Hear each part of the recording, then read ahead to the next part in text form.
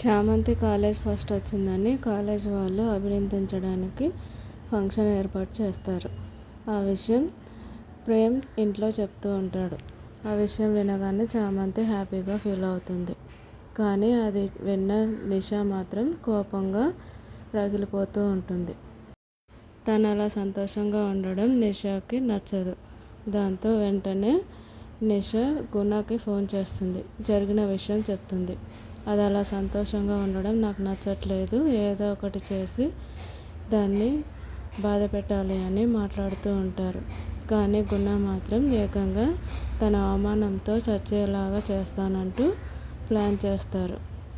అది విన్న నిషా కూడా తను నా కళ్ళ ముందే చావాలి అంటూ మాట్లాడుతూ ఉంటుంది. అసలు వీళ్ళిద్దరూ చామంతికి ప్రమాదం కలిగించేలాగా ఏం ప్లాన్ చేస్తున్నారు? చామంతిని నిజంగానే చంపాలనుకుంటున్నారా? చామంతిని ప్రేమ్ ఎలా కాపాడుకుంటాడు?